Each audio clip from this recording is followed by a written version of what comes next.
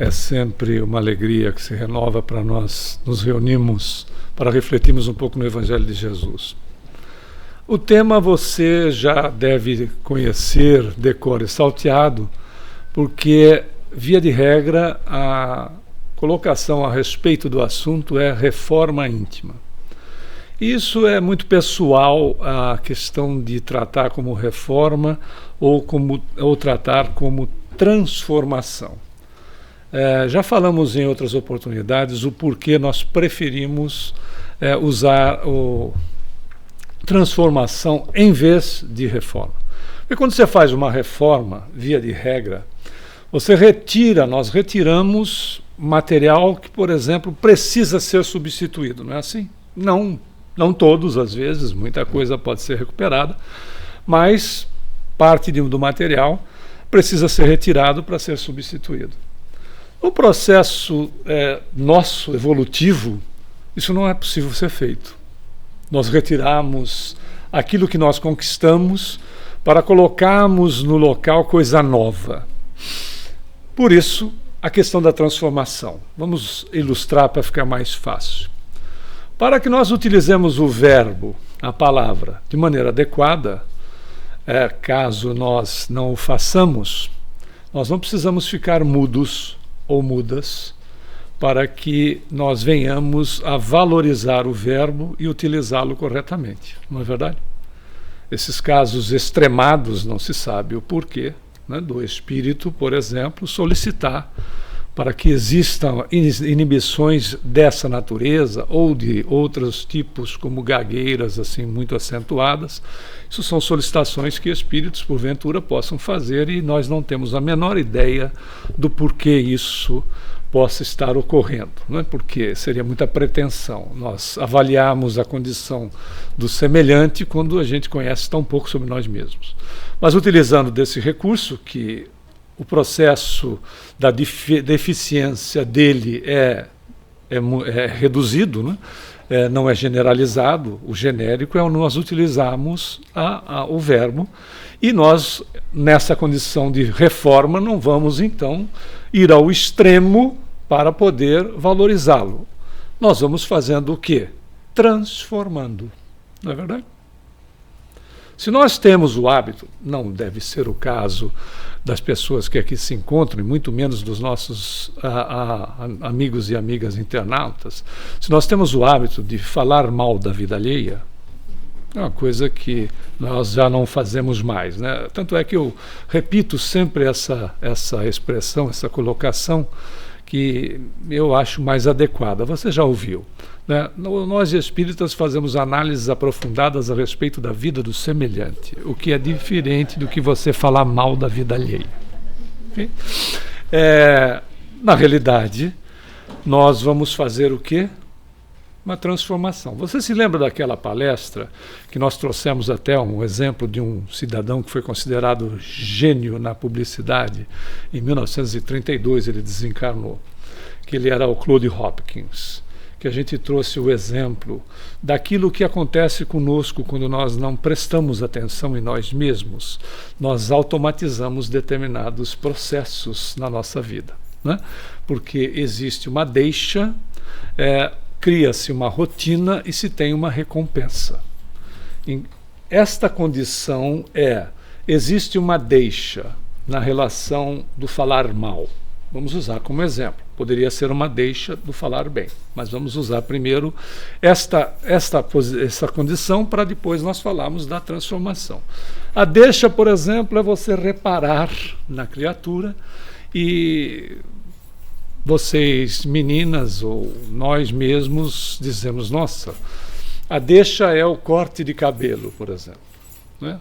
O cara cortou o cabelo e parece, que figura, aí, que bonitinho, e parece, você internauta não está entendendo, é que nós temos um bebezinho gatinhando aqui, que é uma graça, e que está brincando com molho de chá, né? Olha que beleza. Bom, mas vamos continuar. Aí o ponto é, essa foi a deixa. Essa é a deixa do bem, né? Aí a deixa da beleza, a deixa do renascimento da vida, é isso aí. O fato é, a deixa é, de repente, criticar, né? Nossa, mas o corte de cabelo que ela fez parece o capacete do Darth Vader, essa é a deixa. Rotina, malhar tudo que pode, né? E, obviamente, recompensa se sentir satisfeito com a malhada que deu. E faz o círculo fechar de novo, porque a gente encontra um outro processo. Já viu gente que se queixa de tudo? Ele tem deixas, é tempo, vestimenta, trânsito, né? Essas são as deixas. Rotina, reclamar, reclamar, reclamar, se queixar, se queixar, se queixar. Tem a recompensa? Tem, eu me sinto bem com isso. É interessante notar que o indivíduo se sente bem se envenenando, porque ele criou um hábito. Nós estávamos falando agora há pouco a respeito da criação de um hábito. Você cria um hábito. Não dá. A deixa é procurar a condição de olhar agora de uma forma diferente para o outro. Você não vai deixar de olhar o outro, mas a deixa é começar a transformar a maneira como eu vejo o outro. Porque aquilo que eu vejo no outro, que me agrada ou desagrada, isso é de Jung, né? De Carl Gustav Jung. Aquilo que me agrada e desagrada, na realidade, é reflexo meu, consciente ou inconsciente. Ok? Consciente ou inconsciente. O que me irrita no outro, isso é frase dele. O que me irrita no outro, eu preciso analisar em mim o que de fato está contido aqui, que consciente ou inconscientemente está me irritando. E nós que estudamos Espiritismo, até ontem nós estudávamos lá o Garimpo do Amor, Garimpo de Amor da Joana de Ângeles, que a Marisa criou um grupo que você pode participar. Se você não estava na aula, então vai o convite para quem não estava. Às 10 horas da manhã aos sábados, online, que é uma beleza por causa do conforto que nos traz, né? Se você não quiser vir ao centro, evidentemente, ou não puder. Aqui também é uma beleza. Aqui é ao vivo e a cores. Aí você... É interessante notar que nós tratávamos desse aspecto ontem, em relação a essa situação de hábitos. E como nós somos espíritas, utilizando então aquilo que ele diz no que nos irrita no outro, nós entendemos ainda que a própria vibração, a própria energia pode me trazer aspectos agradáveis ou desagradáveis em relação ao outro. O que é agradável, ótimo, porque é reflexo positivo meu no outro. Seja em hábitos, palavras e vibrações. O que é desagradável são aspectos que eu preciso olhar. O que está me incomodando, o porquê está me incomodando, porque tem uma ponta em mim que está mal resolvida. Não é verdade? Aquela crítica que se faz à mocinha que vem com vestido curto pode ser algo que eu tenha em relação a questões voltadas para aspectos que estão em mim e precisam ser revisitados em matéria de valores, em matéria de preconceitos, etc, etc, etc. O outro reflete aquilo que nos agrada, como dissemos, nos desagrada. Né? É impressionante. Olhar o outro é a mesma coisa que olhar o espelho. Aliás, em 1963, acho que foi em 63 ou foi em 93. Bom, enfim, acho que foi 63.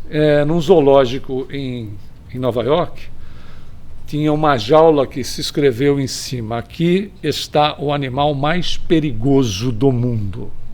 As pessoas iam até a jaula, tinha um espelho dentro. Que é a realidade, né? É a realidade. O outro é meu reflexo. Por isso que não é reformar. Entendeu o processo de utilizar o verbo? É transformar. Gradativamente. Por quê? Porque quando eu me insira num hábito desagradável, apesar de ser contrário à minha natureza, porque o é, eu preciso, uma vez consciente, e não nos coloquemos numa condição autodepreciativa. Emmanuel, no livro Leis de Amor, nos diz o seguinte: quando nós descobrimos um hábito desagradável, nós já evoluímos. Fantástico. Não quer dizer que mudou. Significa que tomou consciência. Então já houve um opa, já houve um presta atenção. Eu encontrei. Se eu vou me esforçar para substituí-lo, para transformá-lo, é de direito meu. É meu livre-arbítrio. Eu tomo conta da minha vida. E como eu tomo conta da minha vida e é o direito meu, eu mudo a hora que eu quiser. Não é assim? A gente ouve muito isso, né?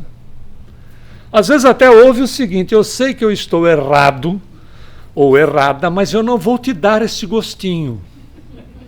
Ok? Eu vou continuar agindo assim. Vai. Até porque quem manda na minha vida sou eu. E é a sua própria vida que vai alterar esse comportamento. É fantástico. A sua própria vida vai alterar. Que é o que a gente vai acabar vendo por aqui, nesse nosso assunto. Mas nós estamos falando de transformar, de modificar. É uma beleza nós nos reunirmos para falarmos de transformação íntima. Por quê?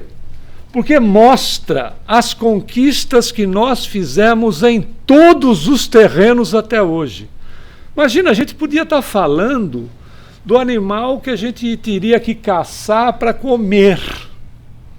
Nós estamos falando de transformação íntima, nós estamos falando de nós como espíritos. Não dá para não valorizar essas conquistas, não é verdade? Não dá para não apreciar essas conquistas. Não dá para depreciar aquilo onde nós estamos. E às vezes esse é um problema de depreciação da própria criatura nela mesma. Pessoal, nós saímos de um estágio primitivo, adentramos num estágio de expiações e provas e estamos já há algum certo tempo no regeneração. Se você pegar a escala do Livro dos Espíritos, nós temos 5 estágios. Nós estamos no meio da situação, porque o próximo é de espíritos felizes, onde nessas humanidades ou nesses conjuntos você não tem ainda 100% das criaturas em estado feliz. Que seja 90%, tem 10% que vai precisar ser trabalhado. Mas, ok, 90% já, né? Acima de 50%, 51% é maioria. Para depois adentrarmos na condição de espíritos superiores, onde o bem, a felicidade reina plenamente. Né? A atitude, a mente é o nível de consciência mais ampliada, considerando que a nossa hoje é 5% na média, para um gênio como um Einstein é 10%.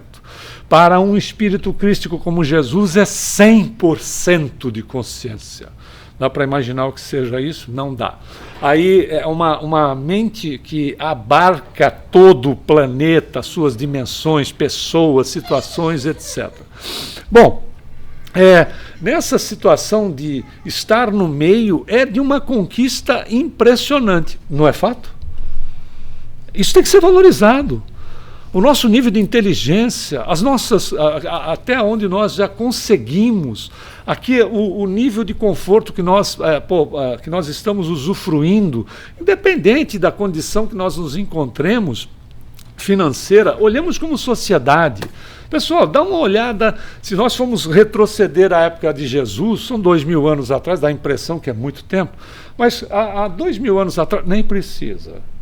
Há 500 anos atrás, quem eram as pessoas que comiam e quem eram as pessoas que viviam na miséria? Se hoje nós temos 900, isso é o número da ONU, 900 milhões de criaturas que vivem miseravelmente, 900 milhões, nós temos mais de 7 bilhões e meio de criaturas nesse planeta. Se fôssemos adequar para a época de Jesus, esse número seria o contrário. Nós teríamos 900 milhões de pessoas que teriam acesso a pelo menos uma refeição por dia, para toda a diferença, né? Acreditamos que já devemos estar por volta de 8 bilhões de criaturas, para toda uma diferença de 7 bilhões e 100 de pessoas vivendo em miserabilidade. Era esse o processo. E não é de muito longo tempo que esta curva foi modificando. 900 milhões é um problema? Uma pessoa é um problema. Uma pessoa é um problema. Né? Nós temos recursos para não termos isso? Sim, temos. Há muitos anos atrás, nós fomos convidados a fazer uma palestra a respeito da alimentação para o gado. Não era palestra espírita, evidentemente. Né? Aí era a alimentação para o gado. Pasme, isso já faz uns 10 anos ou mais que essa palestra rolou. O que é produzido de grão para alimentar 6 bilhões de cabeça de gado no mundo, é esse número que você tem na média, 5,5, 6. Quase 1 por habitante. O que é produzido de grão daria para não termos esses 900 milhões de pessoas passando fome. De grão, para alimentar o gado. Então veja, recursos nós temos, conquistas nós fizemos, precisamos valorizar, mas ainda temos correções, transformações a serem feitas. E essa valorização se expressa em todos os aspectos. Você que estava em evolução, na aula de evolução, vai ver alguns quadros que são assim de característica semelhante. Por exemplo, vamos falar assim do próprio corpo, numa simples análise da beleza que nós conquistamos em matéria de organização fisiológica. Olha que fantástico. Considerado que o ser hominal ou homem, ele é considerado Homo erectus. A partir daqui nós teremos o ser hominal, segundo se entende ainda hoje. Mas olha a beleza em relação. Essa é mais nossa, para o Australopithecus 3 milhões e meio, ele viveu de 3 milhões e meio a 2 milhões de anos atrás. Nossa, quanto tempo! Não é muito tempo evolutivamente, é muito pouco tempo. O grande problema é a gente que vive pouco, por isso que parece que é muito tempo. Se nós estivéssemos numa das dimensões de Júpiter, que Bernard Palissy, através da mediunidade de Sardou, fala para Kardec, que em Júpiter uma existência é, em média, de anos terrestres de 400 a 500 anos. Se nós vivêssemos 500 anos, Jesus teria passado há 4 gerações atrás. Veja que como é uma questão de tempo. Então parece muito, mas não é. Há 80 mil anos atrás, nós começamos a sorrir. Nós começamos a exercitar o sorriso. Só faz 80 mil anos. Nossa, quanto tempo? Não, é pouco tempo. A gente não sorria. Imagina um mundo sem sorriso. Todo mundo de cara fechada, o tempo todo, integralmente. São expressões de beleza da própria criatura. Que começou, pegamos só esse caso, começou com a Lucy. Essa era a gata da época, que viveu, era uma Australopithecus rafarensis, que viveu entre quase 4 milhões de anos atrás a 3. Ela chama Lucy porque, quando acharam a ossada do crânio, o cidadão estava ouvindo a música dos Beatles, Lucy in the Sky of the Diamonds, e deu o nome para essa belezinha de Lucy, que evoluiu para essa outra maravilha aqui, que é o Paranthropus boisei, que viveu de 2,3 até 1,5 milhão de anos atrás, que foi evoluindo, veja se isso não é fantástico, para o Homo habilis, que é de 2 milhões e 330 até 780 mil anos atrás, para então irmos para o cidadão chamado Homo erectus, que viveu de quase 2 milhões até 70 mil anos atrás. Você tinha aí essa configuração, para depois chegarmos no Neanderthalensis, que está aqui do lado, de 225 mil a 28 mil anos atrás. Olha as nossas transformações de forma natural em matéria em relação à questão do próprio corpo. Aqui uma outra foto dele de perfil, e você vai constatar que a moda sempre volta, não é? Por mais que você procure. Para chegarmos nessa beleza aqui, que é o Homo actualis, que você encontra, o habitat dele é nas melhores academias, você encontra o Homo actualis, né? Você percebeu a diferença, nego? Percebeu a diferença? Não, fala sério. Olha. Hã? Eu não peguei porque aí ia ser uma covardia. Aí ia ser uma covardia. A gente só pegou isso aqui. Aí ainda bem que eu coloquei isso aqui, porque estamos em minoria, né, parceiro? Aí o fato é... Mas olha, você percebeu a diferença em relação à questão evolutiva do ser se refletindo nele mesmo? Isso aqui não é a última versão, essa é uma das versões, porque as nossas versões daqui para frente, o padrão de beleza muda, evidentemente, não é? Nada de colocar-se em situações de que a moça tem que ter 1,80 m e pesar 48 quilos, porque ela vai ter que comer uma folha de alface de manhã e meia na hora do almoço, ou então ser o bacalhau de cabeça, com cabeça, né? Você já viu bacalhau com cabeça? Se você for em alguma academia, é possível você encontrá-lo, porque o cara bomba só essa parte, fica com a perninha fina e com cabeça, parece um bacalhau com cabeça, uma beleza. Nada de estereotipar. Isso é estereótipo.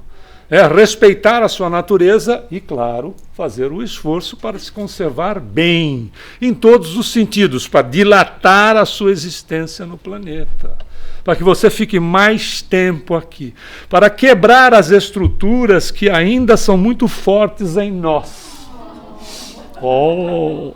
Não é? É forte ou não é? Nós estamos mais para o angelical ou mais para o animal? Pode ser que as dobrinhas até apareçam nos dois lados, né? Mas olha como aqui ainda está muito forte, ou ali está muito forte aqui. Aqui está muito forte ali. Muito forte. Tá ou não tá? É meu. É minha. Ok? Isso é territorial. É meu filho. É minha filha. É meu marido. Não vai largando assim. Faz... Agora já está nosso marido. Bom dia a todos, todas e todeis. Né? Matam o português para rimar. É porque é bom dia a todos os presentes. Não é todos os homens, todos os presentes. Isso é português. Aí o fato, bom, tudo bem, mas cada um usa do jeito que quer. O fato é que é território. Se você comprar um cãozinho, né, ele é pequeno agora, mas você compra um cão que ele é de porte grande e você achar lindinho ele dormir no pé da sua cama, em determinado momento ele vai ocupar a lateral toda de uma cama. E se você decidir tirá-lo da cama, é melhor você arrumar outra cama. Porque território conquistado não é devolvido. Nós somos assim, não? Só para ilustrar esse ponto. Somos assim, não? Quer ver?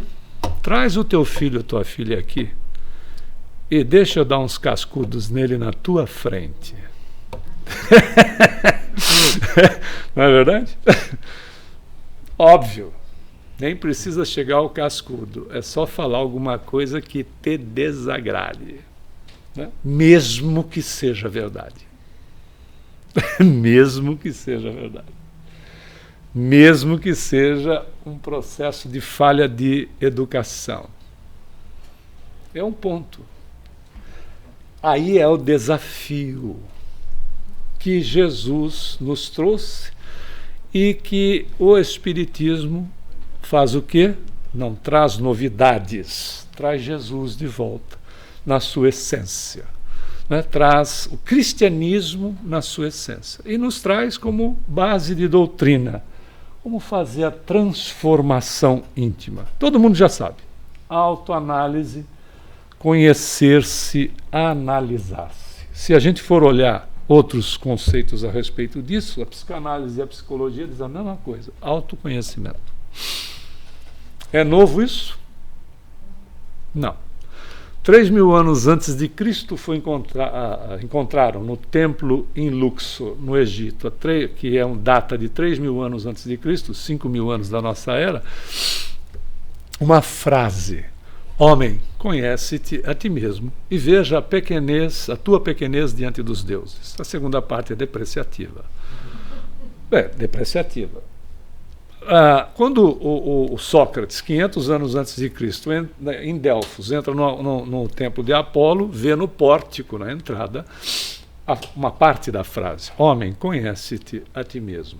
Veja que interessante, porque o estímulo ao autoconhecimento, ele não vem só com Jesus, né? Ele vem com os missionários de Jesus em várias épocas da humanidade, nos estimulando a nos conhecer. De maneira, o que Kardec diz a respeito desse assunto? Ele vai dizer que é imprescindível, buscando o processo do conhecimento, lembrando lá Emmanuel, se você já percebeu que tem um hábito infeliz, você já evoluiu, não é? Porque tomou ciência de, não?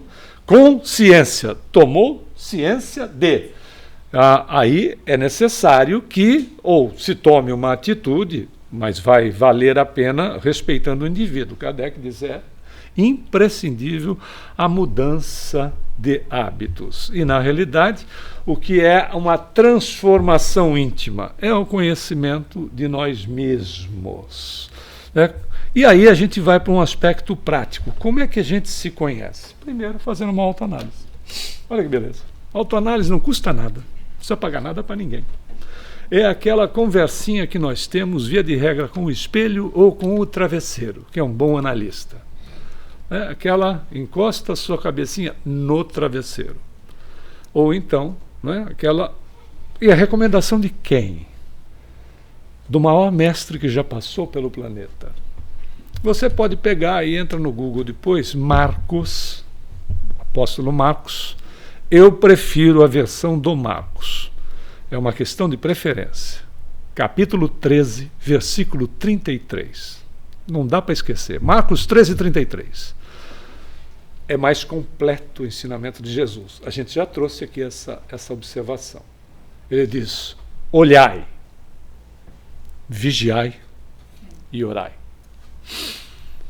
Não é para ficar olhando a vida do vizinho. Analise-se. Esse é o olhar íntimo. O que é que eu preciso encontrar, né, em mim nesse processo do me conhecer? Olhai. Na hora que eu encontro, vou começar a vigiar a maneira que eu uso o verbo, por exemplo. Mas eu só penso, não resolve. Não resolve. A gente já vê também a questão do pensamento, né? Mas autoanálise não custa nada.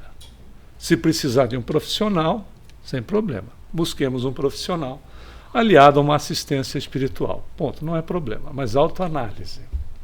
Para termos vigilância sobre aquilo que se encontra e pode não ser agradável. E se for agradável, ótimo, porque aí eu oro me pedindo mais força para poder ampliar a minha capacidade em relação ao que é bom. Né? Porque a gente não encontra só coisa desagradável, a gente encontra muita coisa agradável e pouca coisa desagradável. Essa é a estrutura de um espírito que chega para entrar em regeneração, cara. Né? Tem mais coisa positiva do que negativa. Agora, não é coisa positiva que o cara é um bonzinho, uma boazinha. Isso aí o inferno está cheio, o cemitério também. O ponto é, 51% não é a maioria, já não dissemos? Então acabou, se tiver 51% de pontos bons, você é uma boa criatura, mas está ainda incompleta. Deus não cria seres imperfeitos, tá bom? Deus não existe imperfeição na criação. Deus cria criaturas incompletas. Então nós estamos nos completando. Não é imperfeito. Porque se Deus criasse alguma coisa imperfeita, nós teríamos problema na própria estruturação do universo. Ele não cria nada imperfeito, são incompletos, e a gente vai se completando à medida, efetivamente, do nosso esforço, do uso do livre-arbítrio, usando o livre-arbítrio adequadamente, procurando se conhecer para poder usar o livre-arbítrio adequadamente, porque senão você não pensa, você é pensado, ok? Vive com aquilo que está, né, no ambiente, não é esse ambiente, é no ambiente da estrutura da vida. A gente é pensado. Isso quem disse foi Hermes Trismegisto, veja, o Antigo Egito, né, que você tem que ter a vigilância para você dar ordem na tua vida e não ficar recebendo ordem dos outros. Não é ordem verbal, é o que vem de pensamento. Eu faço um link, porque nós vivemos num mundo de ideias. Nós nos sintonizamos com aquilo que nos interessa. Você tem até uma glândula, nós temos até uma glândula que se chama pineal, no centro do cérebro. Se você fizer assim, com os dois dedos, quando eles se encontrarem lá no centro do seu cérebro, se você enfiar o dedo, você vai estar desencarnado mesmo. Mas se você não enfiar o dedo, quando eles se encontrarem, você tem uma glândula que chama pineal. Chama pineal porque ela parece uma pinha, pequenininha, do tamanho de uma ervilha. Ela é uma central emissora e receptora de tudo que vige no universo. Aquilo que eu penso, eu estou sintonizando com pessoas, o que as pessoas pensam, eu me sintonizo de acordo com aquilo que eu gosto, de acordo com os meus desejos, aquilo que eu quero, que eu gosto, etc. Por isso, olha a importância da autoanálise. O outro aspecto é o conhecer-se no convívio com o próximo. Veja como é que, na minha ação, a reação do semelhante. Presta atenção. Né? Isso. Presta atenção. Ou então, na ação do semelhante, a minha reação. É fácil. Olha que fantástico. Autoanálise e procurar prestar atenção na reação do semelhante ou na minha reação. Não custa nada. Ou então, aquela história. Quem manda na minha vida sou eu faço quando eu quiser, se eu quiser, o dia que eu quiser, a hora que eu bem entender. Assim? Ok. Então, a outra condição é esta aqui, o conhecer-se pela dor.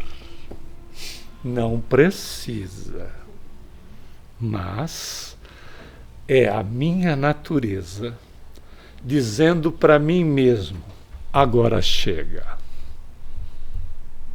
Não deixe a sua natureza dizer agora chega.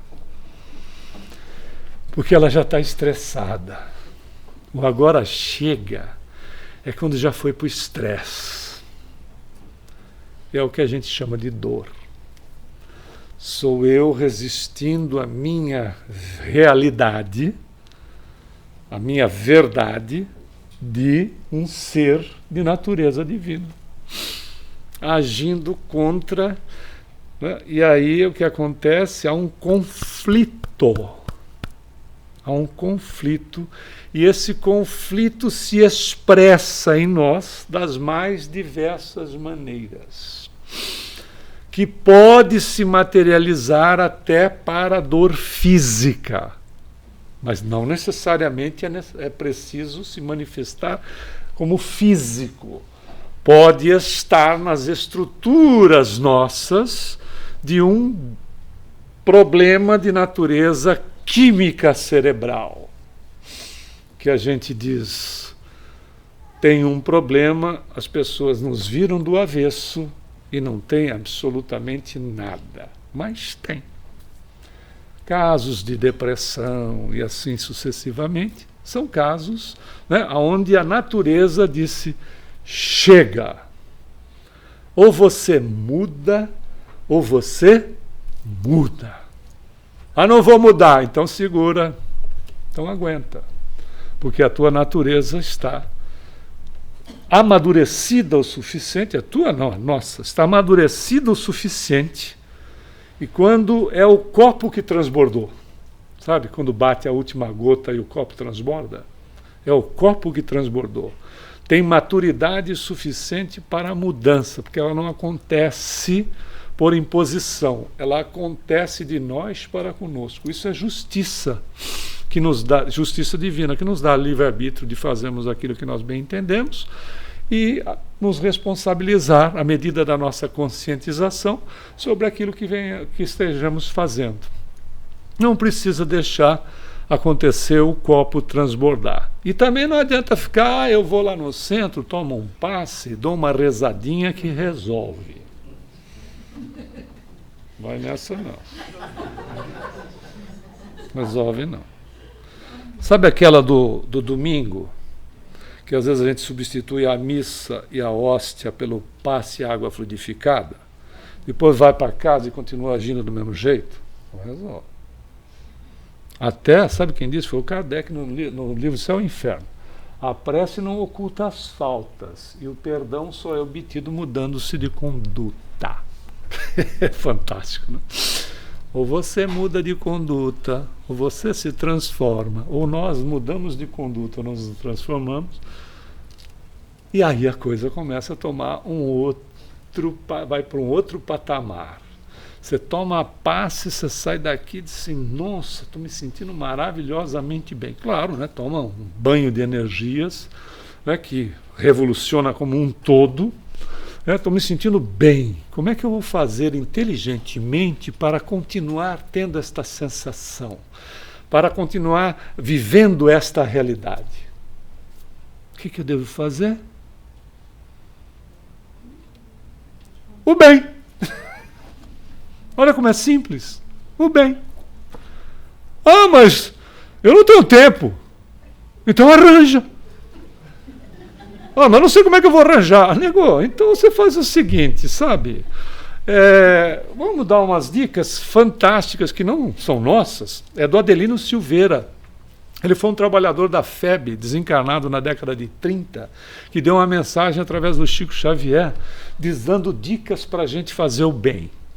É impressionante as dicas dele. Ele diz, primeiro você ganha no Powerball acumulado. Depois, olha que fantástico, né? Depois você sai ajudando todo mundo que você pode, o planeta inteiro. Isso não vai acontecer, sabe por quê? Porque Deus quer te preservar. Porque você vai ganhar toda essa fortuna, vai se estressar tanto, ajudando tanta gente, que você vai desencarnar mais cedo. Então não precisa ganhar no Powerball. Aliás, nem precisa jogar na loteria. Mas se quiser, pode, né? A gente sabe que fazer uma fezinha às vezes é bom. Mas o fato é, ele dá as dicas, diz... Se você estiver caminhando na rua e tiver um objeto que possa ser motivo de alguém tropeçar, escorregar, retire o objeto. Se você vê-lo na via, na rua mesmo, e for um objeto que possa causar um problema, e furar um pneu, etc., causar um acidente, com segurança, evidentemente, você pode ir lá e retirar o objeto. Você pode dizer bom dia, boa tarde, boa noite para as pessoas com as quais você se relaciona. São coisas assim. Ele diz assim, então você vai fazendo e não vai fazer tudo de uma vez só. Faz uma só por dia. Tira só uma coisa por dia. Não precisa se estressar. Fala um bom dia só por dia. Não precisa se estressar, que ele fala bom dia para todo mundo, que nem o cara que faz aquele grupo, aí é bom dia, bom dia, bom dia, bom dia, bom dia, bom dia, bom dia, bom dia, bom dia, bom dia, bom dia. Aí o seu celular faz blim, blim, blim, blim, blim, blim, blim, blim, blim, blim.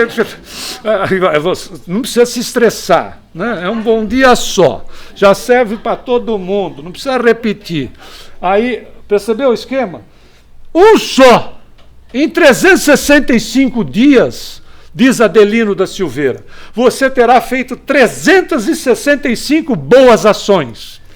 Com o passar dos anos, só a contabilidade divina vai dizer o quanto bem você fez ao semelhante. E você diz que não tem tempo? Toma jeito! Não é verdade? Como se diziam os antigos, toma atento! Deixa de dar desculpa esfarrapada em relação aos seus interesses. Seus interesses. Fazer o bem é de interesse da criatura. Ser bom é ser inteligente. Quer ser medíocre? Continua levando a vida do mesmo jeito. Ponto. Olha que beleza. Eu sou medíocre mesmo, gosto de ser medíocre. Porque medíocre não é uma ofensa, é no meio, é o médio. Vou ficar no meio, no médio, fazer a mesma coisa. Que Jesus que nada. Pleno 2022, com esse pensamento de idade média, que isso? Acorda. Nem o planetão vai te querer. Nem eles. Não, essa mala aí, manda essa figura para outro lugar. Porque é sério. Não é o convite de Jesus? Não é o convite dele? Transformação. Não é? Ele disse para o Pedro. E olha que o Pedro era casca grossa, hein? Pedro era pescador e não era um cara fácil. Ele não era fácil. Tem vários. Pega lá Jesus no lar, que ele tem hora que ele pega lá a turma que vai querer falar com Jesus e senta o sarrafo. Vira para os caras e diz, raça de víboras. O Pedrão. Está achando que o Pedrão era o quê? Era um santinho? É aquele que fica com a chave na porta do céu? Se ele ficar com a chave na porta do céu, você chegar lá e diz assim, nem aquilo que o Adelino Silveira falou eu fiz, ele tranca você do lado de fora, joga a chave fora e fica olhando ainda, dizendo assim, ó, vai ficar aí, ó, olha, ó, num umbralzão aí que é bom para você. Não é que é o inferno dos espíritos, a gente até isso já criou, né? O nosso lar o céu e o umbral o inferno. Mas é uma realidade, não é? O Pedro, que era um casca grossa, mestre, quantas vezes eu devo perdoar? Sei, Pedro. 7 vezes? Não, 70 vezes 7 vezes. Aí você faz o cálculo, dá 490, quando dá 491, acabou a cesta de perdão, nego. A partir de agora, não. 490 vezes cada ofensa. Não é ser capacho dos outros. Não é nada disso. É se desligar. Acho que a gente já falou. Ódio, rancor, mágoa, etc. é viver a vida do outro. Quer viver a sua? Perdoe. Se liberte. Senão vai viver a vida do outro. Assim, né? Toma o veneno desejando que o outro morra. Esse é o convite da transformação. E sabe o que Jesus disse em relação a tudo isso? Ele é o caminho, a verdade e a vida. Ninguém vai ao Pai, senão por mim. Não é sobre a estrutura religiosa de Jesus, não é nada disso. Que a gente fez o favor de botar num altar. E graças a Deus o Espiritismo veio e quebrou esse altar e trouxe o Jesus para junto de nós, da onde ele nunca saiu. Não é a estrutura religiosa. Caminho, verdade e vida é buscar fazer aquilo que ele ensinou e, inclusive, ele não só falou, como ele exemplificou. Esse é o ponto, esse é o convite. Faz, vai fazendo. Olha o Adelino, vai fazendo, uma vez só por dia. 365 dias. Vai passar, você nem percebe. Né? A vida inteira vai passar. Aí você se habitua. Percebeu? Força do hábito. Aí você se habitua nessa transformação. Se sente bem, faz mais uma vez. Percebeu o passe? A energia se renova. Por quê? Porque eu estou me renovando. Eu estou me transformando. Aí eu vou para a condição de um espírita autêntico. Que um espírita, está aparecendo uns negócios aqui. Um espírita autêntico é vivência, aplicação, exemplificação, transformação. É o esforço que faz, né? Quebrando, procurando quebrar a natureza animal que escraviza o ser através do egoísmo, do orgulho e da sensualidade. Desequilíbrio no sexo, evidentemente. E leva-nos para a natureza espiritual que liberta a criatura, que é o cultivo do amor ao próximo. Ah, mas quando eu vou amar ao próximo? Quando você amar o filho ou a filha da vizinha do jeito que você ama o seu filho ou a sua filha, você vai estar amando o próximo. Porque o problema é o filho da vizinha. O meu filho é assim por culpa da influência dessa criatura que mora aqui do lado. Não é verdade? A minha filha é assim por causa das amizades que ela tem. Quando a gente amar as amizades da filha como ama a filha, ou do filho como ama o filho, você está amando o próximo. Como a si mesmo. Isso é a beleza. Bom, mas como é que a gente vai fazer a nossa transformação? Vamos para o aspecto prático, né? O Santo Agostinho, lá no Evangelho segundo o Espiritismo, afirma que o conhecimento de si mesmo é a chave do progresso espiritual. E como é que a gente pode se conhecer?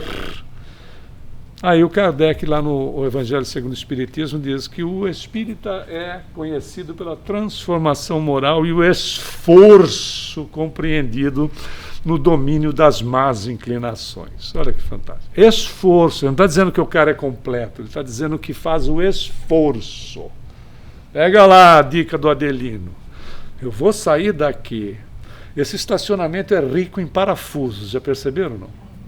Ele é rico em parafuso para furar pneu. Quando você achar um parafuso ou um treco, retira. Vai para o centro, ou leva para casa e joga no lixo, etc. Dá até para reciclar. Ou joga aqui no lixo do centro. Porque pode alguém parar ali, o parafuso entra no pneu, o cara sai, o pneu pode estar numa situação mais alisado do que o natural. Ele pega uma I-95, uma Tampax, seja lá o que for, com mais velocidade, pode haver um acidente. Você está fazendo o quê? Você está fazendo um bem para o semelhante, numa coisa tão... mas é muito simples. Mas é a simplicidade que faz com que o indivíduo cresça nele mesmo. Para eu escrever... Sugerir um bem? Pode, deve. Ok.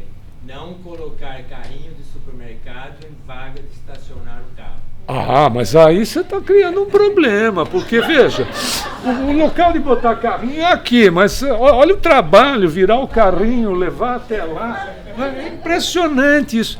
Se você encontrar, pega o carrinho você e põe lá na vaga. Mas eu ficar pegando o carrinho dos outros? Não é dos outros. Esse aí eu gostei, porque eu vou ao mercado com regularidade e eu adoro ver carrinhos de mercado pelos estacionamentos, porque eles me trazem uma necessidade de oração. É verdade, cada um se motiva com aquilo que quer. Senhor, que na vida desta criatura que deixou aí não faltem carrinhos, para que ela possa continuar deixando pelos locais espalhado e eu tenha condição de fazer uma ligação contigo, Senhor. Olha que beleza. Que esse miserável tenha pesadelos com carrinhos de supermercado, que ele se veja como, por exemplo, um porquinho sendo colocado dentro do carrinho. Ele deve ter trauma, Senhor. Auxilia essa criatura. Não é verdade? Ponto. Você pode fazer isso no trânsito, por exemplo. Já percebeu? Quem trabalha em Miami sabe disso. Jesus amado, aquilo é teste de paciência. Né? O que você faz? Se você comprou um helicóptero, se tiver condição, né? Ou você faz o quê? Ore. Bota uma música suave. Né? Não bota um rock, porque aí você vai entrar num outro clima. Bota uma música suave, ore. O Senhor está me testando. A paciência. Não é verdade? A paciência. Você vai fazer o quê? Percebeu? Até porque é um desgaste. É um desgaste. A gente não precisa dele, já não tem muita coisa para a gente botar nossa energia na vida para conquistar aquilo que nos é de direito. Por exemplo, a gente precisa ser inteligente. É o bem em nosso favor. A gente acha que está fazendo para os outros, está fazendo para nós. Não é fato? Então, vamos fazer assim. Como é que é? Começar logo, então, um trabalho de autoanálise. O primeiro estágio é não pensar mal em relação ao próximo. É a posição mais elevada. Até porque, quando a gente pensa só e não fala, nós achávamos que era o suficiente. Só que quando a gente pensa, nós materializamos na dimensão paralela aquilo que nos interessa e mantemos vivo aquela forma pensamento, porque pensamento é energia, energia é matéria. Nós mantemos vivo aquela forma pensamento que entra em contato com outras criaturas que pensam de forma semelhante e nós fortalecemos isso em nós, né, porque volta para nós e nos abastece num processo de retroalimentação. Damos e recebemos, damos e recebemos. Vamos estimulando e vamos sendo estimulados. E isso faz o quê? Com que encontre em nós pontos frágeis e todos os dias nós temos um órgão mais fragilizado no organismo e possa atuar em nós aquela vibração desequilibrada, fazendo com que o desconforto existente no órgão aumente, capacite e o indivíduo fique doente quando não precisava. Se eu mandar vibrações positivas, já foi o tempo de achar que pensamento não mudava nada. Se eu mandar vibrações positivas, buscar vigiar o pensamento, etc., eu faço links com mentes positivas e me abasteço. Aquilo que poderia chegar a uma enfermidade em mim não chega, porque é medicina preventiva. E eu faço esse bem para o outro também. Olha que beleza! É um regime de troca. de retroalimentação positiva. Está na mão de quem? De A, de B, de C? Não, está na nossa mão. Não está na mão dos espíritos superiores. Nós somos espíritos. Se não somos superiores ainda, dentro daquilo que nós somos é possível realizar. O outro aspecto é pensar mal ainda, mas conseguir repelir. É estar a caminho. Eu não devia estar pensando isso, principalmente no KSSF. Meu Deus do céu, como é que eu penso nisso dentro do KSSF? O mentor olhando, dizendo... Tipo assim, estou pagando o mico porque essa criatura está dentro do centro espírita. Imagina o seu mentor olhando para os outros mentores. Ainda bem que eles são evoluídos, né? Porque senão ia ficar todo mundo na posição de açucareiro. Dizer, muito bonito, hein? Como é que você arruma essa coisa para ser mentor? Não faça o seu mentor passar vexame. Se vigie, recomendação de Jesus, se vigie, né? Deixa ele na boa, ele fazer assim até o pessoal. Gostou? Esse é meu protegido, a minha protegida. Hã? Os outros todos vão, pô, bacana, hein? Tem uns que, né, mano, esse toma jeito miserável. Não é fato, porque às vezes precisa. Né? Porque você acha que mentor dá moleza? Pega lá o Emmanuel com Chico. Vê se tinha moleza ali. Esse é o ponto. Ixi, é o seu mentor. É o seu mentor. Aí, e a terceira condição é pensar mal e gostar de tais pensamentos. É ser adúltero consigo mesmo, porque a sua essência é divina. Está adulterando você mesmo. E está, inclusive, sob a influência de espíritos. E não é espírito desencarnado, é espírito reencarnado. Paulo disse, uma multidão de testemunhas vos acompanham. Você acha que é uma multidão de espíritos que vai atrás de você? Às vezes nós somos um mala sem alça. Você acha que os espíritos vão ficar atrás da gente? Isso é um mala, se resolve sozinho. Não vai. Sabe o que o Paulo estava querendo dizer? Eu me ligo com espíritos, encarnados ou desencarnados, com mentes. E essas mentes com as quais eu faço link é que andam comigo, como eu ando com elas. Imagina se vai botar 20 espíritos para cada um nesse planeta, vai ter que importar espírito para atender a demanda, não é? Vai ter que pegar a população atual e fazer vezes 10 para atender a demanda. Então o fato é com quem eu me ligo, é a multidão com quem eu me ligo. Percebeu aí a vigilância? Porque é essa multidão que vai comigo, como eu vou com eles. É essa multidão que me interessa, que atende os meus desejos, que anda junto. Por isso que a conclusão do item C, se o ato não for materializado, é porque ainda não teve oportunidade. Não é verdade? Transferir para cá, ele já existe, ele já acontece. Transferir para cá é uma questão de tempo. Ponto. Por isso que se a gente for buscar na história, nós vamos ver o seguinte, quem foi a primeira pessoa que tratou do processo da transformação íntima? Lá, Moisés, com os 10 mandamentos, que era adaptado para pessoas depende do historiador, 3.400 anos atrás, 3.900 anos atrás, depende do historiador, seja quanto for, né? Que era adaptado para as pessoas da época. Mas você tem lá, não matarás, não roubarás, não dirás falso testemunho, honrar pai e mãe e tal. Então, as bases de um processo transformador. Que Jesus fez o seguinte, resumiu tudo no ama a Deus sobre todas as coisas, ao próximo como a si mesmo. Olha que fantástico. E ele sabia que a gente ia se encontrar hoje aqui no KSSF? Jesus tem conhecimento disso? Tem, porque ele é consciência plena. Ele sabia que a gente ia se encontrar aqui, né, que íamos poder a refletir sobre os ensinamentos dele. Claro que sabe. Não só sabia, como sabe. E aí ele fez o seguinte. Como vocês vão se encontrar no KSSF, imagina Jesus falando com a gente. Lá, na época que ele estava lá. Aí, como vocês vão se encontrar no KSSF em 2022, num domingo de manhã, eu vou fazer o seguinte para você. Você vai fazer uma definição de Deus que vai ser maravilhosa. Vai estar em 18 de abril de 1857, o Kardec vai perguntar para os espíritos, no capítulo 1, na primeira pergunta, que é Deus? E a resposta será essa: inteligência suprema, causa primária de todas as coisas. Então você vai ficar impressionado, impressionada com a beleza dessa resposta, mas você não vai saber, você não vai conseguir racionalizar Deus ainda. Não é verdade? Ainda. Mas eu vou fazer então o seguinte: o segundo mandamento igual a esse é: ama o próximo como a si mesmo.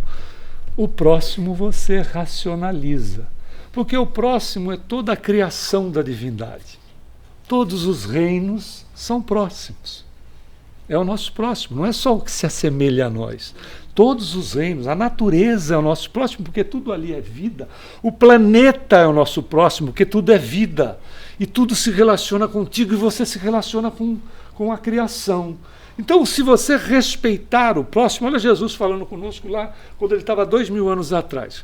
Se você respeitar a natureza, você estará respeitando o próximo. Se você respeitar o ser semelhante, você estará respeitando o seu próximo. Se você procurar exercitar o amor para eles, é a mesma coisa que você estar amando a Deus, porque você, amando as criaturas ou a criação, você ama o Criador. Então, quando vocês se encontrarem lá no KSSF num domingo de manhã, lembra disso. Não é verdade? Lembra disso. Basta que a gente respeite a criação, que nós estaremos respeitando o Criador. Quando nós fazemos essa ligação, nós estaremos trazendo o Criador para se refletir na criatura. E aí nós vamos encontrar em nós a felicidade e a paz. Falando em paz, muita paz a todos.